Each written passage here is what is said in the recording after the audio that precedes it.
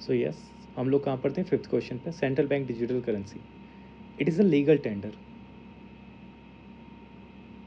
ठीक है, आरबीआई ने अपने एक्ट में अमेंड किया था कि रुपये के साथ साथ अब ये डिजिटल रुपये भी क्या है? एक लीगल टेंडर है। It is possible to make a payment in digital currency without using US dollar और स्विफ्ट सिस्टम। क्या हम जो सेंट्रल बैंक ने डिजिटल करेंसी निकाली है नहीं, उसके थ्रू पेमेंट्स कर सकते हैं? तो यस, डोमेस्टिकली यस हम कर सकते हैं, it is possible. And even internationally it is also possible to make the payments. Though अभी तक का हमने ऐसी कोई पेमेंट की नहीं है, बट हम लोगों ने देखा है चाइना की जो करेंसी है, सेंट्रल बैंक डिजिटल करेंसी, उसके थ्रू इंटरनेशनल पेमेंट्स भी हो रही है।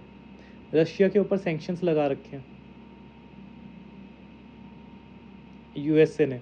तो बहुत बार बात हो रही है कि हम लोग डायरेक्टली कंट्री वाइज ही, आप लोग रुपए ले लो, और अब आप लोग रुपए ले लो, ठीक है, हम आपको रुपए देंगे और आप हमें ऑयल दे दो। जब आपको हमसे इंडिया से कुछ लेना होगा तो आप हमें अपनी करेंसी दे देना, और उसके हिसाब से ही एक्सचेंज हो जाएगी चीज़ें। ठीक है, इन सब के बारे में बात चल रही है। तो yes, it is possible to make the transaction. A digital currency can be distributed with a condition programmed into it such a time frame for spending it. अब देखो इसमें क्या कह रहे हैं कि डिजिटल करेंसी को प्रोग्राम किया जा सकता है कि आपको इतने टाइम फ्रेम में, जैसे 3 महीने में ही ये खर्च करना है, या फिर सिर्फ आप इस वाली करेंसी को सिर्फ फर्टिलाइज़र लेने के लिए, ख़रीदने के लिए ही यूज़ कर सकते हो, फूड ख़रीदने के लिए ही इसे यूज़ कर सकते हो। इस तरह भी प्रोग्राम करके डाला जा सकता है।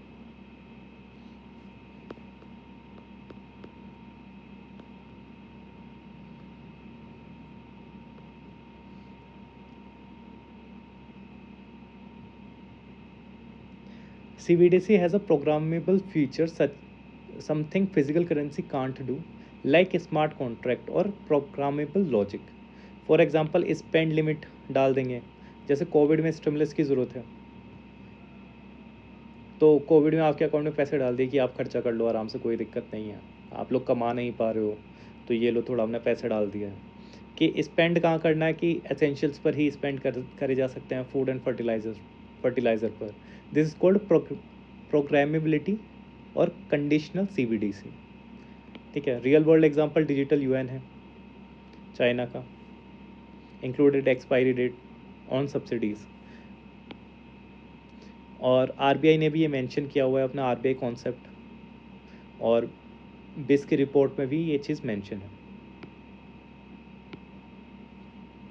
तो यस, प्रोग्राम किया जा सकता है। एंड मैंने कहा भी था, जहाँ पर इस तरह के टर्म्स यूज़ हो रहे हो, कैन पॉसिबली, वो सही ही होता है, इकोनॉमी में वो सही होता है। ठीक है,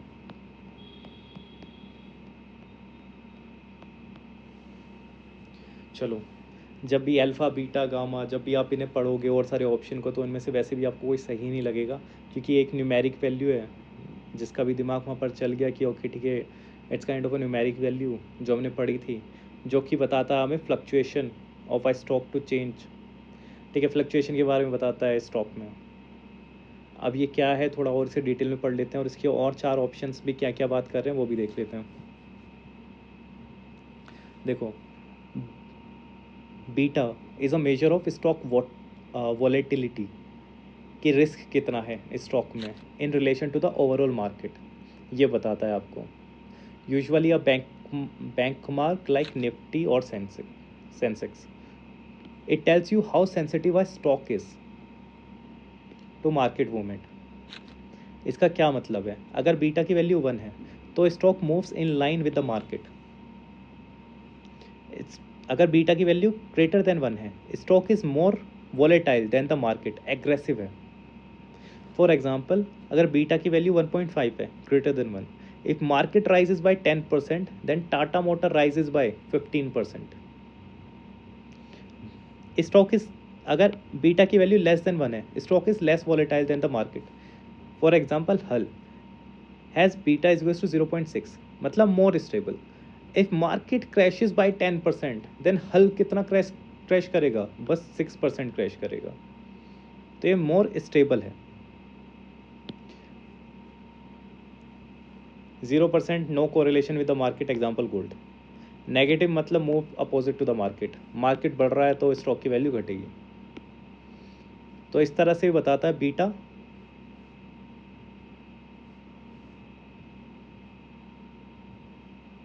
सो बीटा क्या बताने की कोशिश कर रहा है आपको? कि मार्केट कितना वॉलेटाइल है, कितना सेंसिटिव है। न्यूमेरिक वैल्यू दे रखी थी, फ्लक्चुएशन दे रखा था, ओवरऑल मार्केट के बारे में बात कर रहे हैं, ठीक है। बीटा की बात हो रही है। चलो अब देखो और ऑप्शन क्या दे रखा था। पहला दे रखा था simultaneously buying and selling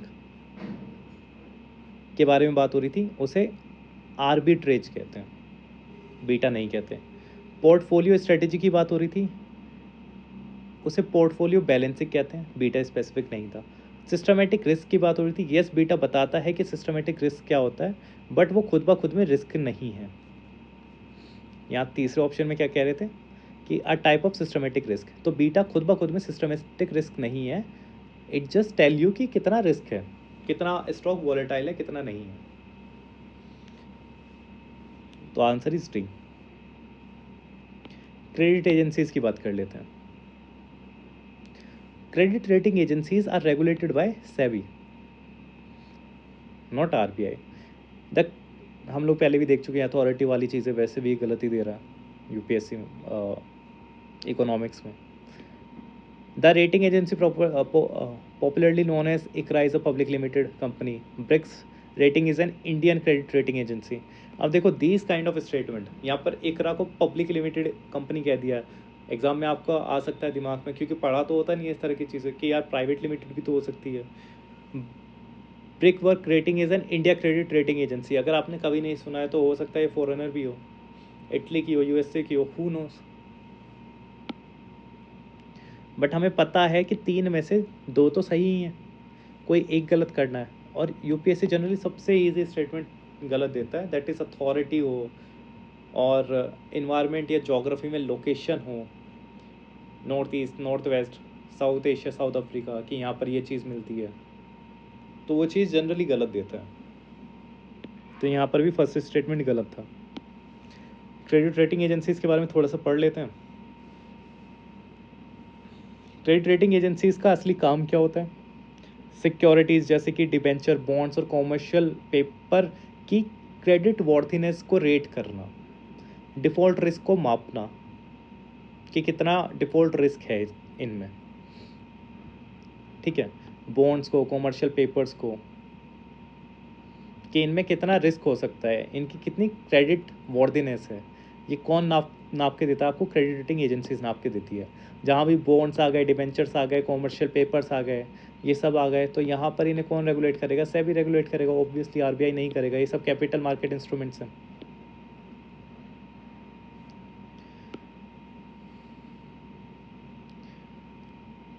credit information companies कौन कौन सी है? देखो credit rating agency SEBI measure करती है, जो कि है CRISIL, ICRA, CARE rating, India rating, ठीक है। और दूसरी है credit information companies. Credit information companies क्या होती है? ये इंडिविजुअल्स के बारे में चीज़ें बताती हैं आपको, कि इंडिविजुअल का क्रेडिट स्कोर कितना है। जैसे सिबिल है, आपका सिबिल स्कोर कितना है। इक्विफैक्स है, यूएस से बेस्ड है। एक्सपीरियन या फ्री क्रेडिट रिपोर्ट देती है आपकी। CRIF हाई मार्क, ये इटली बेस्ड है। तो ये सबको कौन रेगुलेट करता है? ये आरबीआई रेगुलेट करता है। क्रेडिट रेटिंग एजेंसीज में कौन कौन आती? कंपनीज, बॉन्ड, सिक्योरिटीज, ठीक है। क्रेडिट स्कोर में इंडिविजुअल का चीज़ें नापी जाती है, स्कोर नापा जाता है। किसी कंपनी को डिफॉल्ट का रिस्क कितना है ये बताती है क्रेडिट रेटिंग। और क्रेडिट स्कोर बताता है कि लोन पेमेंट की क्षमता कितनी है किसी भी व्यक्ति की। रेगुलेटर आपका वही सेबी और आरबीआई है। एजेंसीज की हमने बात कर ली कौन कौन सी है, दैट्स ऑल। तो क्रेडिट रेटिंग एजेंसी अलग है, ये कंपनीज के बारे में है, स्टॉक की बात करती है। और क्रेडिट इन्फॉर्मेशन कंपनी अलग है। क्रेडिट इन्फॉर्मेशन कंपनी आरबीआई के अंदर है और क्रेडिट रेटिंग एजेंसी सेबी के अंदर है। चलो ये भी पढ़ लिया हमने। यहीं से ही दो स्टेटमेंट आपको पता चल गया। इकरा पब्लिक लिमिटेड कंपनी है, Brics Indian credit rating agency है। बैंक बोर्ड ब्यूरो, देखो अब बैंक बोर्ड ब्यूरो क्या हो गया, ख़त्म हो गया, इसे रिप्लेस कर दिया गया। FSIB ने इसे रिप्लेस किया। बट जब था तब का एक बार स्टेटमेंट पढ़ लेते हैं कि governor of RBI is the chairman of BBB। BBB क्या करता है, recommend the selection of public sector banks, और BBB helps the public sector banks in developing strategies and capital raising plan. Okay ठीक है, इसमें से भी सिर्फ एक गलत हो सकता है, पहला गलत था। तो BBB काम क्या कर रहा है, सिलेक्शन कर रहा है हेड्स का फॉर पब्लिक सेक्टर बैंक्स। तो किसी के हेड का सिलेक्शन करना है आपको, तो वहाँ पर क्या गवर्नर को बैठा रखा है, कि गवर्नर ऑफ RBI को बैठा रखा है, या फिर कोई और है। एक्चुअली में गवर्नमेंट ऑफ इंडिया सिलेक्ट करती है कि कौन चेयरमैन होगा BBB का, बैंक बोर्ड ब्यूरो का। जब भी कोई भी अपॉइंटमेंट की बात आएगी तो वहाँ पर government of India he decide करेगी कि कौन बैठेगा उस पोजीशन पे। जैसे RBI के चेयरमैन को कौन सिलेक्ट करता है, गवर्नमेंट ऑफ इंडिया। तो यहाँ पर भी अगर बैंक बोर्ड ब्यूरो है जो कि पब्लिक सेक्टर बैंक्स के हेड को सिलेक्ट कर रहा है, तो उसके चेयरमैन को भी कौन सिलेक्ट करेगा, government of India. Now since I know the answer, या फिर एग्ज़ाम के जब आंसर्स आ जाते हैं तो ये सारे क्वेश्चंस खुद ब खुद बहुत ईजी हो जाते हैं, बट एग्ज़ाम टाइम कंडीशन में इन्हें सॉल्व करना it's a very hard thing. Okay, BBB recommend कर सकती थी कि कौन हेड बनेगा पब्लिक सेक्टर बैंक्स का। सुप्रीम कोर्ट में केस गया, सुप्रीम कोर्ट ने कहा ऐसे कैसे, क्योंकि BBB एक स्टैट्यूटरी बॉडी नहीं है, तो वो नहीं कर सकती ये सारे काम। तो BBB को हटा दिया गया, उसकी जगह लगाया गया FSIB। इसके बारे में थोड़ा सा पढ़ लेते हैं। देखो FSIB क्या है, फाइनेंशियल सर्विस इंस्टीट्यूशन ब्यूरो, इस नाम को याद रखना है। और ये वाला फोरम की टेस्ट सीरीज में आपको मिलेगा क्वेश्चन FSIB के ऊपर अलग से। BB को रिप्लेस कर दिया गया क्योंकि नॉन स्टैट्यूटरी है, कांट रिकमेंड अपॉइंटमेंट। किसके लिए अपॉइंटमेंट ही रिकमेंड कर सकती थी, ओनली फॉर बैंक्स। FSIB लाया गया। FSIB भी नॉन स्टैट्यूटरी है, ठीक है, इसे भी किसी पार्लियामेंट के लेजिस्लेशन से नहीं लाया गया। स्टैट्यूटरी कौन सी होती है, जो पार्लियामेंट में लेजिस्लेशन से लाया गया, ठीक है। FSIB कैसे बनी, फिर कैबिनेट ने एक रेजोल्यूशन निकाल दिया, उसके थ्रू बन गई है। बट स्टिल क्योंकि कैबिनेट ने रेजोल्यूशन निकाला है, इसके पीछे बैकिंग है। Can give recommendation to the government. Chairman कैसे चुनेंगे FSIB का, chosen by the government of India. Scope क्या है, बैंक्स तो है ही है इसमें, अब इसमें इंश्योरेंस वाली सारी चीज़ भी आ गई हैं, और फाइनेंशियल इंस्टीट्यूशंस तो आए गए हैं। उन सब के भी हेड्स FSIB ही रिकमेंड करेगा सेंट्रल गवर्नमेंट को, उसके बाद सेंट्रल गवर्नमेंट बताएगी कि कौन बनेगा, कि वो रिकमेंडेशन एक्सेप्ट कर रही है नहीं कर रही है, और दूसरा रिकमेंड करो, सो ऑन सो। बाकी के दोनों स्टेटमेंट ठीक है।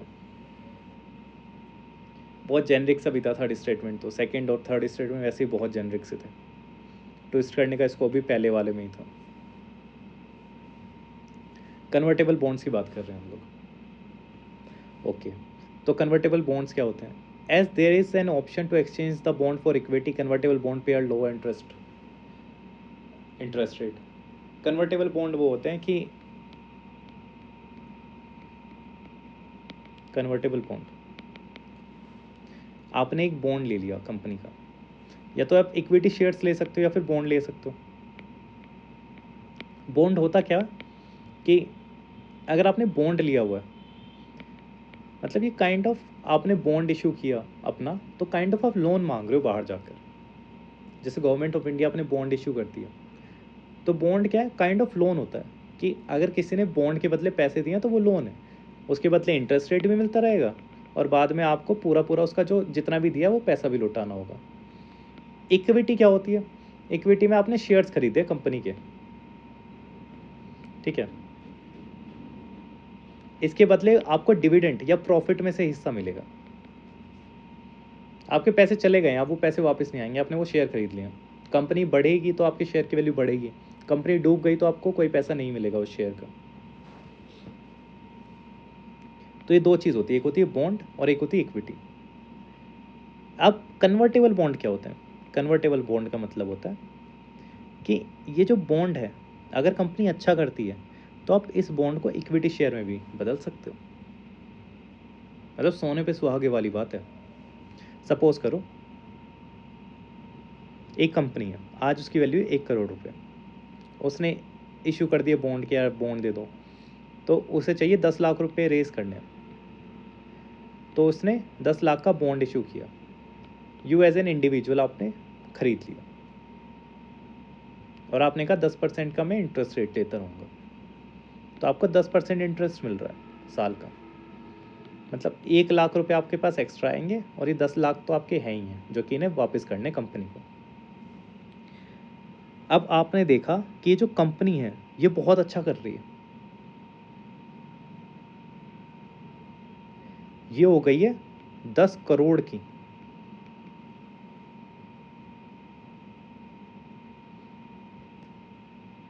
तो जो आपने 10 लाख रुपए थे ना, ये आपने कहा मुझे ये वापस नहीं चाहिए, इसे मेरे शेयर्स में कन्वर्ट कर दो, तो ये शेयर्स में कन्वर्ट हो जाएंगे।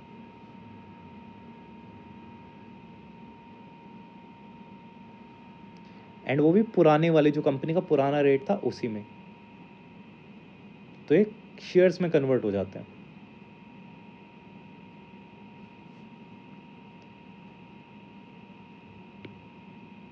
ये होते हैं आपके कन्वर्टेबल बॉन्ड्स। नाउ अगर आपको कोई कन्वर्टेबल बॉन्ड देगा तो इंटरेस्ट रेट तो कम देगा ना, अगर इंटरेस्ट रेट देगा भी, क्योंकि आपके पास क्या हो गया है, एक प्रिविलेज आ गया कि आप इसे कभी भी क्या कैसे बदल सकते हो, बॉन्ड में बदल, उसमें शेयर्स में बदल सकते हो, तो आपको इंटरेस्ट रेट कम मिलता है इसमें कन्वर्टेबल बॉन्ड में। तो conversion privilege compensate for low interest rate, आपके पास एक प्रिविलेज दे दिया आपको, इसीलिए आपको लो इंटरेस्ट रेट दे रहा है कि आप शेयर्स में भी कन्वर्ट कर सकते हो। अच्छी बात है। The option to convert equity afford the bond holder a degree of indexation to rising consumer prices. इसका क्या मतलब है? तो सपोज करो आपने बॉन्ड लिया हुआ है, ठीक है, 100 रुपये का बॉन्ड है, उस पर आपको इंटरेस्ट मिल रहा है 10 रुपये का, 1 साल के लिए बॉन्ड है, ठीक है। तो आपको एक्चुअली में 10 रुपये इंटरेस्ट मिलेगा, टोटल आपको 1 साल बाद पैसे वापस मिलेंगे 110 रुपये। इन्फ्लेशन चल गया उसी साल, ठीक है, वॉर हो गए यूक्रेन रशिया में, ऑयल प्राइसेस हाई हो गए किसी वजह से, फूड प्राइसेस हाई हो गए, फूड शॉर्टेजेस हो गई, इंटरेस्ट रेट हो गया अब आज के टाइम पर 20%,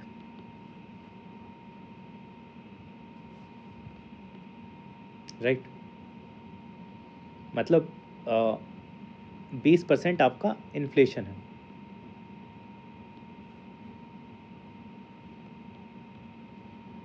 20% इन्फ्लेशन का मतलब है जो 100 रुपये की वैल्यू है,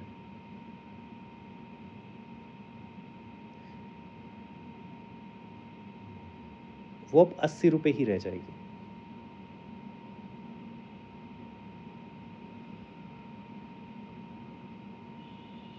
तो आपको 110 रुपये मिलेंगे तो सही, बट एक्चुअली में आपके पास जो पैसे आएंगे वो सिर्फ 90 रुपये आएंगे, मतलब आपके पास 100 रुपये भी पूरे नहीं आ पाएंगे। तो जब भी इन्फ्लेशन आता है तो जो पैसे की वैल्यू है वो घट जाती है। पहले आप 100 रुपये में 10 पेन खरीद पाते थे, अब आप 100 रुपये में सिर्फ 8 ही पेन खरीद पाओगे, क्योंकि 20% तो इन्फ्लेशन चल गया है। नेक्स्ट ईयर तो इस चीज़ से बचने के लिए या तो इन्फ्लेशन इंडेक्स बॉन्ड्स इशू होते हैं। इसमें क्या होता है, जितना भी इन्फ्लेशन होता है, जैसे आपका इंटरेस्ट रेट 10% था और 20% का इन्फ्लेशन आ गया, तो ये 20% और इसमें जुड़ जाएगा, तो आपको 30% इंटरेस्ट रेट देना पड़ेगा। तभी तो फ़ायदा होगा इन्हें कि आपको आपके बॉन्ड में लगा रखा है कि इन्फ्लेशन का इम्पैक्ट यहाँ पर जुड़ जाता है खुद ब खुद, तो 30% इंटरेस्ट रेट देना होगा, तो जो लास्ट में उन्हें पैसा मिलेगा वो 130 रुपये मिलेगा। तो इन्फ्लेशन को कोई असर नहीं होता है बॉन्ड्स पर, वो होते हैं इन्फ्लेशन इंडेक्स बॉन्ड्स। दूसरा तरीका क्या है, कन्वर्टेबल बॉन्ड्स। सपोज करो इन्फ्लेशन आ गया, तो पैसे की वैल्यू तो आपकी घट रही है। जब भी इन्फ्लेशन आता है ना, तो जो भी इन्वेस्टर होता है या फिर जिसने भी लोन दिया होता है, जिसने लोन दिया होता है उसका हमेशा नुकसान होता है, ठीक है। बॉन्ड होल्डर, जो भी बॉन्ड होल्ड करता है, क्योंकि जिसने बॉन्ड होल्ड कर रखे हैं मतलब उसने पैसे दे रखे हैं सामने वाले को, बॉन्ड होल्डर का हमेशा नुकसान होता है। बट अब क्या है, बॉन्ड होल्डर के पास एक प्रिविलेज है कि वो कन्वर्ट कर सकता है शेयर में।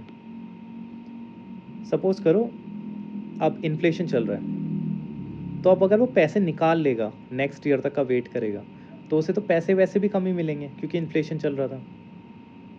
नाउ अब वो क्या करेगा, कन्वर्ट कर देगा अपना जो पैसा है उसे शेयर्स में, क्योंकि इन्फ्लेशन चल रहा है तो कंपनी भी ताबड़तोड़ अपना ग्रो कर रही होगी, तो कंपनी ग्रो कर रही है वहाँ पर, शेयर्स की वैल्यू ग्रो करेगी, शेयर्स की वैल्यू ग्रो करेगी, तो जो इंडिविजुअल ने पैसे लगा रखे हैं कंपनी में वो भी ग्रो कर जाएंगे। तो इन्फ्लेशन से बचाता है कन्वर्टेबल बॉन्ड्स भी, तो ये वाली चीज़ भी सही है, दोनों चीज़ सही है। नेक्स्ट क्वेश्चन है, if inflation is too high, reserve bank of India is likely to buy government securities. अगर इन्फ्लेशन हाई है तो गवर्नमेंट ऑफ इंडिया, तो आरबीआई सेल करता है गवर्नमेंट सिक्योरिटीज़ को। सेल किसे करता है, बैंक को। बैंक को गवर्नमेंट सिक्योरिटी देगा और जो बैंक के पास जो पैसा है, एक्स्ट्रा पैसा है, उसे सक कर लेगा। मार्केट से एक्स्ट्रा पैसा सक हो गया, इन्फ्लेशन खुद ब खुद क्या हो जाएगा, डाउन चला जाएगा। तो पहला स्टेटमेंट गलत हो गया, 2 और 3 आंसर आ गया। If rupee is rapidly depreciating, RBI is likely to sell dollar in the market. Rupee depreciate कर रहा है तो डॉलर इंट्रोड्यूस कर देगा मार्केट में, रुपी अप्रिशिएट करने लगेगा, वो नॉर्मल आ जाएगा। सही बात है। If interest rate in the USA और European Union were to fall, that is likely to induce RBI to buy dollar. Interesting concept. अगर इंटरेस्ट रेट यूएसए और यूरोपियन यूनियन में कम हो रहा है तो आरबीआई क्यों डॉलर को बाय करेगा। देखो, अगर इंटरेस्ट रेट हाई होता है यूएसए में, तो जितने भी इन्वेस्टर्स हैं वो सब यूएसए जाने की कोशिश करते हैं। वहाँ पर 100 रुपये डालेंगे, इंटरेस्ट रेट ये यूएसए दे रहा है सपोज करो 10% का, तो उनके 110 रुपये हो जाएंगे या 110 डॉलर हो जाएंगे, रुपए की टर्म्स में देखते हैं तो 110 रुपये हो जाएंगे। वहीं इंडिया में इंटरेस्ट रेट कम है, 6 रुपये, मतलब 6% का है। देन क्या होगा, इंडिया में सिर्फ 106 रुपये मिल रहा है, तो इंडिया में भी जो इन्वेस्टर्स बैठे होंगे वो भी कहाँ जाने की कोशिश करेंगे, यूएसए में जाने की कोशिश करेंगे। अब ये कह रहे हैं कि इसका उल्टा हो जाए, यूएसए में अगर इंटरेस्ट रेट कम है तो वहाँ के जो इन्वेस्टर्स हैं वो दूसरी कंट्रीज़ में भागने की कोशिश करेंगे, मतलब वो इंडिया में आने की कोशिश कर रहे हैं। तो इंडिया में डॉलर आएगा क्योंकि यहाँ पर इंटरेस्ट रेट कम है, इंडिया में ज़्यादा मिल रहा होगा, तो यहाँ पर डॉलर आता है। एक्सेसिव डॉलर आ जाएगा तो रुपये अप्रिशिएट कर जाएगा, हमारे एक्सपोर्ट्स को घाटा होगा। इसीलिए आरबीआई क्या करता है, आरबीआई सक करता है इन डॉलर्स को। तो यही कहने की कोशिश कर रहे हैं कि अगर इंटरेस्ट रेट कम हो जाते हैं यूएसए या यूरोपियन यूनियन में, तो आरबीआई बाय करेगा डॉलर्स। क्यों? क्योंकि इंडिया में इनफ्लो ऑफ डॉलर्स बढ़ जाएगा, तो आरबीआई को सक करना पड़ेगा डॉलर को, ताकि जो रुपी की वैल्यू है वो सेम रहे, ना अप्रिशिएट करे ना डेप्रिशिएट करे। तो 2 and 3 is correct answer. Government can reduce the coupon rate on its borrowing by way of IIB. Okay. Inflation index bonds दे रखे हैं। कूपन रेट्स क्या होता है? Interest rate. गवर्नमेंट जो अपनी गवर्नमेंट सिक्योरिटीज इशू करते हैं, गवर्नमेंट बॉन्ड्स इशू करते हैं, उस पर कोई ना कोई इंटरेस्ट रेट दे रहे होते हैं। सपोज करो 8% का इंटरेस्ट रेट दे रहा है। ये इतना हाई इंटरेस्ट रेट क्यों है? क्योंकि गवर्नमेंट ऑफ इंडिया को पता है कि 4% का तो इन्फ्लेशन भी आ सकता है, 4 से 6% का, और 2% हम लोग दे देते हैं इंटरेस्ट रेट, तो टोटल 8% कह देते हैं कि 8% इंटरेस्ट रेट देंगे।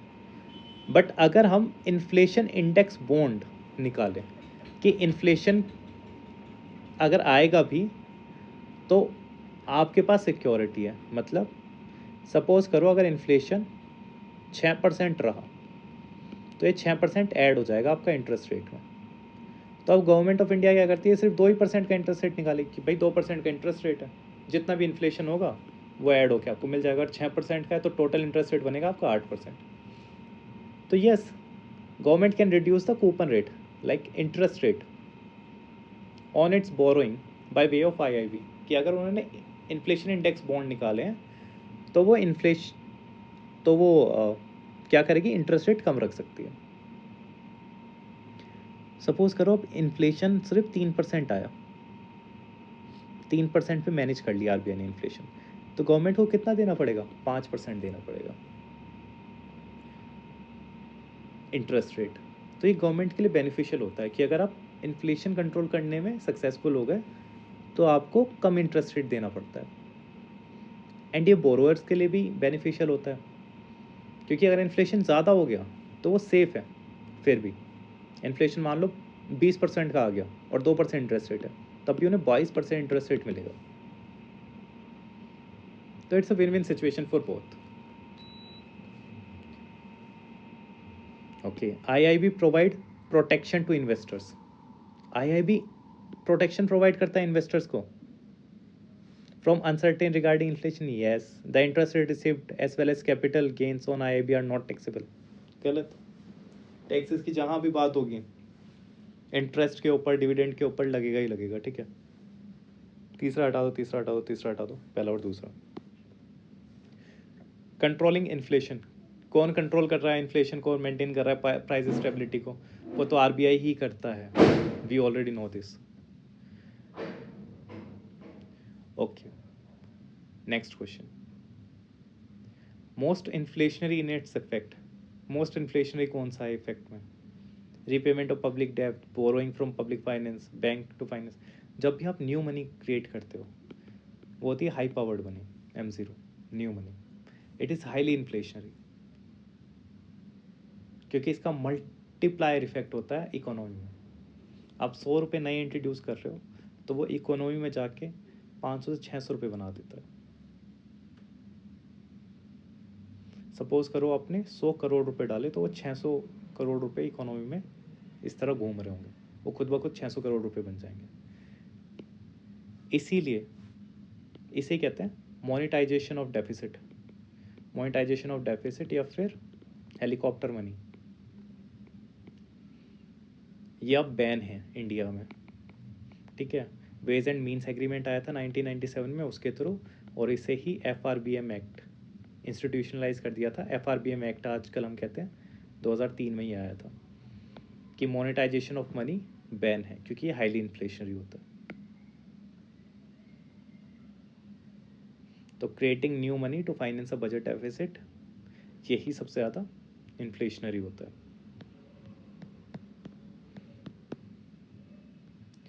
Next question.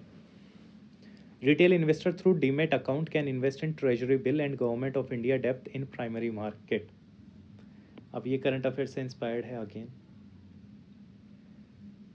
इसमें मैं आपको ऑप्शन बता चुका हूँ कि तीसरा गलत कर दोगे तो आंसर आ जाता है, तीसरा हटाती। अच्छा, इसमें एक और चीज़ याद रखनी, जब भी 3 ऑप्शन होते हैं ठीक है, तो उसमें आपको ज़्यादा की तरफ जाना है। हर बार ये ट्रू नहीं होता है, 70% केसेस में ही ये ट्रू है, बट हाँ अगर आपको टिक करना है तो आप हमेशा मेजोरिटी वाले ऑप्शन के साथ जाना हमेशा। जैसे 1 और 2 बचा है तो 1 और 2 की तरफ जाना। चलो अब इसे सॉल्व करने की कोशिश करते हैं। तो रिटेल इन्वेस्टर पहले ट्रेजरी बिल और गवर्नमेंट के जो भी बॉन्ड्स आते थे उनमें डायरेक्टली इन्वेस्ट नहीं कर सकते थे, बट अब कर सकते हैं। Negotiated dealing system order matching is a government security trading platform of RBI of India. ये वाली चीज़ सच है, आरबीआई ऑफ इंडिया की है। इसी में ही रिटेल इन्वेस्टर्स के लिए भी एक ऑप्शन बना दिया है कि वो अब डायरेक्टली इंडिविजुअल्स भी क्या कर सकते हैं, ट्रेजरी बिल या फिर गवर्नमेंट ऑफ इंडिया के बॉन्ड्स को खरीद सकते हैं। ये करंट अफेयर्स से इंस्पायर्ड था। Central depository is jointly promoted by reserve bank of India and Bombay stock exchange, तो नहीं, CDSL की बात हो रही है यहाँ पर। कौन करेगा ये, सेबी करेगा। थोड़ा इसके बारे में पढ़ लेते हैं।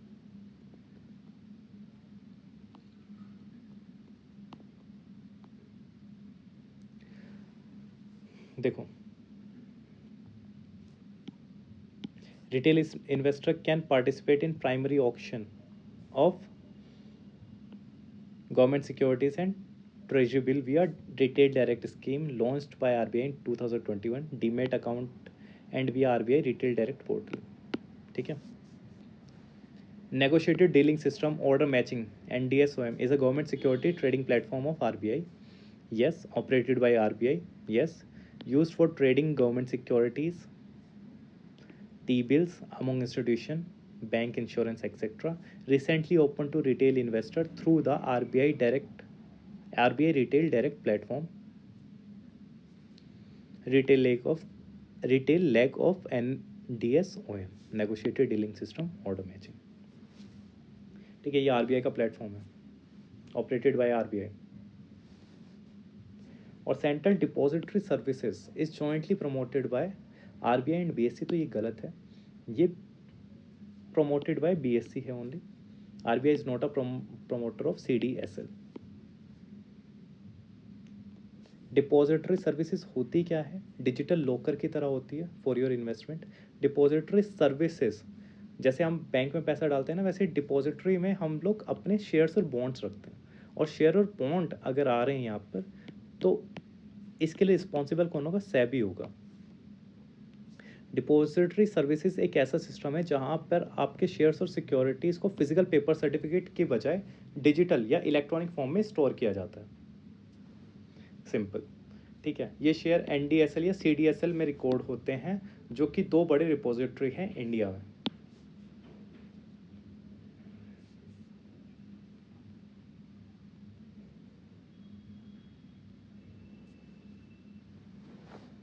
ओके, तो यहाँ पर RBI का कोई रोल नहीं होगा।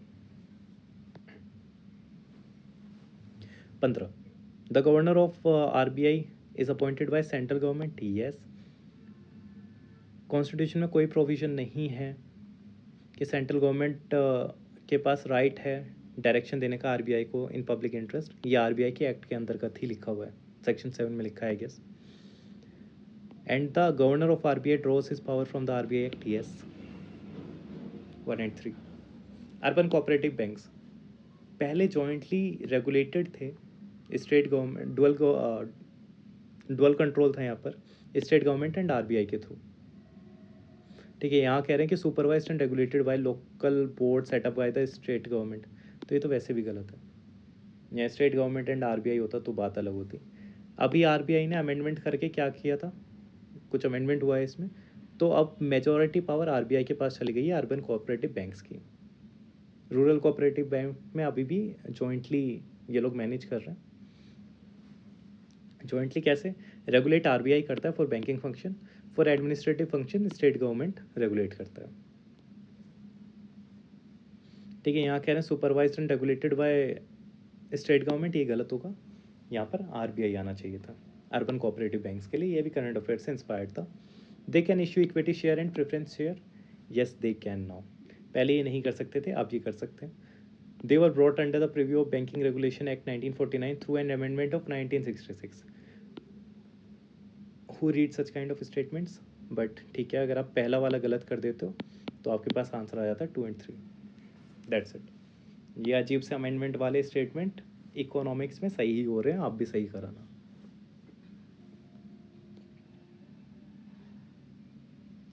Lender of last resort. Central bank lender of last resort सिर्फ बैंक्स के लिए है, ना ही गवर्नमेंट के लिए ना ही किसी ट्रेड और इंडस्ट्री के लिए. गवर्नमेंट को वैसे ही पैसे देना टू फाइनेंस बजटरी डेफिसिट.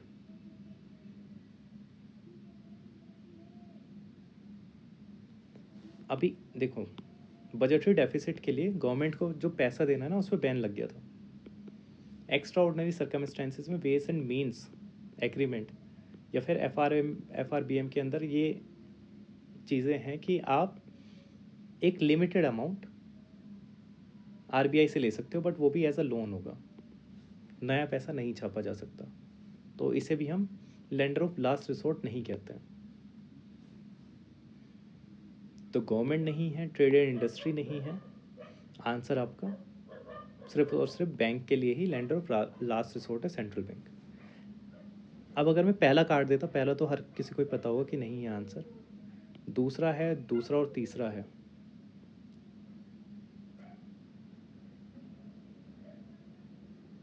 ठीक है. तो इन जनरल मैंने जो आपको बताया था कि हमें मेजॉरिटी ऑफ ऑप्शंस की तरफ जाना है, तो मैक्सिमम लोग वैसे भी 2-3 ही लगा कर आते इस वाले ऑप्शन में, अगर लगा कर भी आते तो इस तरह के क्वेश्चंस को आप एग्ज़ाम हॉल में सही कर पाए, ये बहुत टफ है. कोई भी टेस्ट सीरीज़, कोई भी कोचिंग इंस्टीट्यूशन इस तरह के क्वेश्चंस को कवर नहीं कराता है, ना ही पहले कभी लिखा होगा. अब ये 2021 में आ गया तो अब तो हर जगह लिखा है. अब ये क्वेश्चन खुद ब खुद में बहुत आसान है कि लैंडर ऑफ लास्ट रिसोर्ट किसके लिए, सिर्फ बैंक्स के लिए, और किसी के लिए नहीं है. लैंडर ऑफ लास्ट रिसोर्ट क्या क्यों कहा गया है इसे, कि जब बैंक के पास कोई क्राइसिस आता है और बैंक हर जगह से ट्राई कर लेता है और उसे पैसे नहीं मिल पाते हैं, तो वो RBI के पास जाता है कि प्लीज़ मुझे पैसे दे दो. RBI उसे पैसे देता है. That's why lender of last resort. ऐसा नहीं है डायरेक्टली उठ के मुंह उठा के RBI के पास चला जाता है. पहले और जगह से पैसे रेज करने की कोशिश करता है बैंक, जब नहीं मिलते तो RBI के पास चला जाता है, RBI उसे पैसे देता है.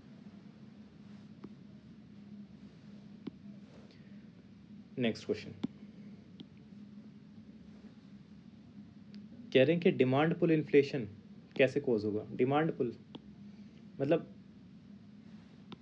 सिंपल सी बात है, डिमांड ज़्यादा है, उसकी वजह से इन्फ्लेशन हो रहा है. कब होगी डिमांड ज़्यादा, जब एक्सपेंशनरी पॉलिसीज़ होगी, गवर्नमेंट ज़्यादा खर्चा कर रही है, RBI ने इंटरेस्ट रेट बहुत कम कर रखा है कि हाँ लो लो पैसा उठाओ पैसा उठाओ. फिस्कल स्टिमुलस होगा, गवर्नमेंट बहुत ज़्यादा खर्चा कर रही है. इन्फ्लेशन इंडेक्स वेजेस हो गए. ओके, ये क्या होते हैं, नो आइडिया अभी. ठीक है, देखते हैं. हाई परचेजिंग पावर, परचेजिंग आपकी पावर बढ़ा दी जाए, तो yes it is right. Rising interest rate, अगर इंटरेस्ट रेट को राइज कर दिया जाए तो क्या डिमांड इन्फ्लेशन होगा, तो डिमांड बढ़ेगी क्या, नहीं. इंटरेस्ट रेट को ज़्यादा कर दोगे तो लोन पर इंटरेस्ट रेट बढ़ जाएगा, लोन्स लेना लोग कम कर देंगे, तो खर्चा करना भी लोग कम कर देंगे. तो इससे तो इन्फ्लेशन क्या होगा, डाउन होगा. 5 वह हटा दो, आपका आंसर आ जाएगा 124. इन्फ्लेशन इंडेक्स वेजेस क्या है, सपोज करो इन्फ्लेशन चल रहा है 10% से इकोनॉमी में, किसी इंसान के वेजेस क्या है, दिन के 100 रुपये. तो इन्फ्लेशन इंडेक्स वेजेस में क्या होता है कि आपको 110 रुपये मिलने स्टार्ट हो जाएंगे. ये आपके वेजेस में प्लस इन्फ्लेशन और जुड़ जाएगा, मतलब इन्फ्लेशन जितना भी हो वो जोड़ के आपके वेजेस अब 110 बन जाएंगे. तो इससे क्या होता है, कोई भी फ़र्क नहीं पड़ता है डिमांड एंड सप्लाई पर, क्योंकि पहले जब इन्फ्लेशन नहीं था तो 100 रुपये थे. 100 रुपये में आप सपोज करो 10 किलो आलू ले पा रहे थे, अब 110 हो गए, तो अब आलू का रेट भी 110 हो रखा है, तो अभी भी आप 10 किलो आलू ही ले पाओगे. पहले 100 रुपये के 10 किलो आलू थे, अब 110 रुपये के 10 किलो आलू है, तो आज भी आप 10 किलो आलू ही खरीद पा रहे हैं। तो इसकी वजह से कुछ भी इन्फ्लेशन नहीं बढ़ रहा है, ये स्टेटस को है। तो इसीलिए तीसरा ऑप्शन गलत है। पाँचवा हमें पता ही कंप्लीटली गलत है। 1 to 4 आंसर आ जाएगा। Indian government bond yield are influenced by which of the following? Action of United Nation Federal Reserve, action of Reserve bank of India, inflation and short term interest rate. Bond yield क्या होता है? Profit. एक चीज़ याद रखना, bond price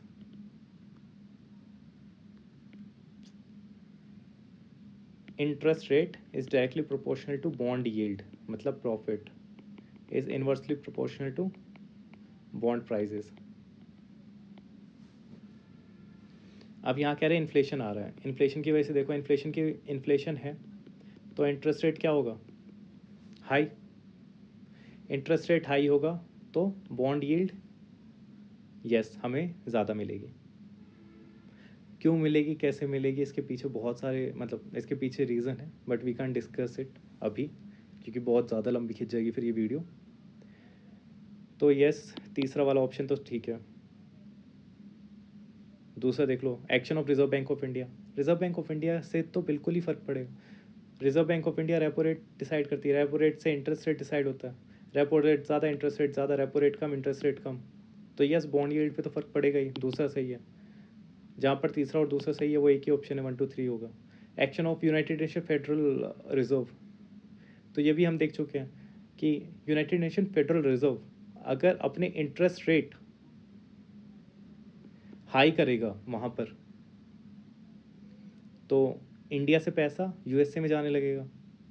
Indian government ये नहीं चाहेगी, तो इंडियन गवर्नमेंट अपनी बॉन्ड यील्ड बढ़ा देगी कि आप यहीं रहो ना, अपना यहीं इन्वेस्ट करो, हमारे बॉन्ड में इन्वेस्ट करो, हम लोग देखो ना आपको ज़्यादा पैसा देने, हम लोग ज़्यादा पैसा दे रहे हैं आपको यूएसए से। तो ये तीनों पॉलिसीज़ इम्पेक्ट करती है बॉन्ड यील्ड को। Answer is all three. Again मैंने आपसे कहा था कि जो क्वेश्चंस होते हैं उनमें अगर 3 स्टेटमेंट है तो जनरली 2 ठीक होते हैं, बट ये भी याद रखना कि मैंने 90% केसेस में कहा है जहाँ आपको कोई आइडिया ना हो। एक बार पढ़ो तो मतलब आपके बेसिक्स क्लियर होने चाहिए, उसके बाद आप ट्रिक्स लगा रहे हो तो ठीक है। कुछ क्वेश्चन है समझ ही नहीं आ रहा क्या लगाना है, तब वो चीज़ आपको करनी चाहिए, वरना इस तरह के क्वेश्चन आपको खुद ही सॉल्व करने। फॉरेन डायरेक्ट इन्वेस्टमेंट किसे कहते हैं? 10% से ज़्यादा पैसा अगर आप डाल रहे हो तो उसे फॉरेन डायरेक्ट इन्वेस्टमेंट कहते हैं। एंड इन्वेस्टमेंट है तो इसके बदले आप कुछ, फॉरेन डायरेक्ट इन्वेस्टमेंट में आपको क्या मिलता है? कुछ शेयर्स वेयर्स मिलते हो गए, ठीक है, और आपको मैनेजमेंट राइट भी मिलते हैं। नॉन रेजिडेंट एक्सटर्नल डिपॉजिट, तो कोई एनआरआई यहाँ पर डिपॉजिट कर रहा है अपना पैसा, तो क्या उसे हम शेयर दे रहे हैं, कोई मैनेजमेंट राइट दे रहे हैं? तो चौथा गलत होगा। ग्लोबल डिपॉजिटरी रिसिप्ट, यस, इसके थ्रू जो इंडियन कंपनीज होती है वो पैसा रेज करती है, तो this is right. Foreign institutional investment, FII, FII वैसे तो आपका FPI के अंतर्गत आता है, <10% FPI के अंतर्गत आता है FII, but with certain conditions का मतलब होता है कि आप ना जो ये इन्वेस्टमेंट का दायरा है आपका, वो बढ़ा सकते हो। मतलब अभी आपने अगर जो भी कंपनी की वैल्यू है उसका 8% इन्वेस्ट कर रखा है, अगर आप कुछ दिनों बाद देख रहे हो कि प्रॉफिट हो रहा है तो उसमें ज़्यादा भी इन्वेस्ट कर सकते हो। तो विथ सर्टेन कंडीशन का मतलब है कि वो FDI बन सकता है, तो यस ये वाला भी ठीक है। और foreign currency convertible bond,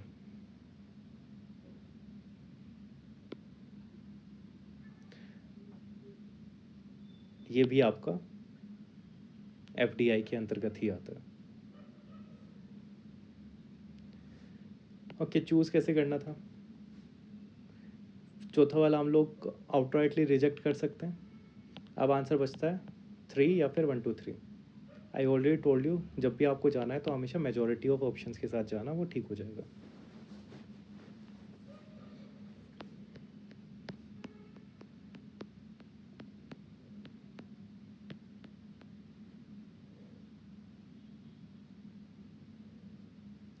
foreign currency convertible bond क्या होते हैं? Issued by Indian companies, they can be converted into equity shares, ठीक है, जिनके बारे में हम स्टार्टिंग में बात कर चुके हैं। Upon conversion they become FDI, सीधी सी बात है। अपॉन जब भी आप कन्वर्ट कर लोगे तो वह एफडीआई में कन्वर्ट हो जाएंगे खुद ब खुद, hence included in FDI. Okay, CPI और डब्ल्यूपीआई में पूछ रहे हैं, फूड का ज़्यादा वेटेज आपका सीपीआई में मिलेगा और डब्ल्यूपीआई में आपको मैन्युफैक्चरिंग का ही ज़्यादा वेटेज मिलेगा। कंज्यूमर प्राइस में ही फूड का क्यों है? क्योंकि हमारे लिए ही दाल रोटी चावल सबसे ज़्यादा मायने रखती है, सिंपल सी चीज़ है, इसीलिए सीपीआई में रखा गया है सबसे ज़्यादा वेटेज उसका। डब्ल्यूपीआई में मैन्युफैक्चरिंग आइटम्स का रखा गया है। डब्ल्यूपीआई चेंज नहीं कैप्चर नहीं करता है सर्विसेज को, सीपीआई करता है। यस, दिस इज़ बेसिक, ठीक है, ये तो आपको याद ही करके जाना है। Reserve bank of India has now adopted WPI नहीं CPI as a key measure to measure inflation. Answer is 1 and 2। 1,00,000 रुपये कैश था आपका डिमांड डिपॉजिट में, आपने उसे बाहर निकाल लिया है, तो एग्रीगेट मनी सप्लाई में कितना फ़र्क पड़ेगा देख लेते हैं। M1 is equals to currency in circulation plus demand deposit, यही होता है M1। डिमांड डिपॉजिट में 1,00,000 रुपये रखे थे, आपने उसे बाहर निकाल लिए, तो वो करेंसी इन सर्कुलेशन में आ गया 1 लाख, यहाँ से हट गया। तो अभी मनी सप्लाई कितनी हुई? पहले 1 लाख थी, अभी भी 1 लाख ही रह गई। डिमांड डिपॉजिट से निकाल के आप करेंसी इन सर्कुलेशन में ही तो डाल लिया है, तो कोई चेंज नहीं आया मनी सप्लाई में। Leave it unchanged. M1 currency in circulation plus demand deposit निकल गया। In terms of short-term deliver credit, agriculture sector, district central cooperative banks deliver more credit in comparison to scheduled commercial bank। नहीं, आपका commercial bank ही सबसे ज़्यादा agriculture credit देता है। Commercial bank कितने बड़े हैं ना आपके, उनके पास ही ज़्यादा पैसा है, इसलिए वो ज़्यादा क्रेडिट दे पाते हैं। क्योंकि पीएसएल के अंदर, पब्लिक सेक्टर लैंडिंग के अंदर, आपको एग्रीकल्चर में भी लोन तो देना ही देना, पैसा ज़्यादा है उनके पास कॉमर्शियल बैंक्स के पास, इसलिए वो ज़्यादा क्रेडिट देते हैं। डीसीसीबी का जो फंक्शन होता है वो क्या होता है? मोस्ट इंपॉर्टेंट फंक्शन, कि प्राइमरी एग्रीकल्चर क्रेडिट सोसाइटीज़ को लोन प्रोवाइड करना। एक बार स्ट्रक्चर देख लेना बैंकिंग का, you will go to know कि ये सारी चीज़ें होती क्या है। इंटरेस्ट कवरेज रेशियो हेल्प करता है understanding the present risk of the firm, help करता है evaluating the emerging risk of the firm. Higher borrowing of the firm is of interest coverage ratio, the worse is the ability to service it डेप्थ। तो interest coverage ratio में क्या होता है? How easily a company can pay its interest to an outstanding डेप्थ with its operating income. अगर ICR 3 है तो फर्म अर्न कर रही है 3 time the amount it needs to pay as interest, तो इसका मतलब है लो रिस्क, ना कि हाई रिस्क। अगर 0.9 है, मतलब कि फर्म इतना भी अर्न नहीं कर पा रही है कि वो इंटरेस्ट पे कर पाए, दैट इज़ हाई रिस्क, तो ये गलत है। यस ICR आपको बता सकते हैं प्रेजेंट रिस्क कितना है, यस ICR आपको बता सकते हैं कि इमर्जिंग रिस्क कितना है।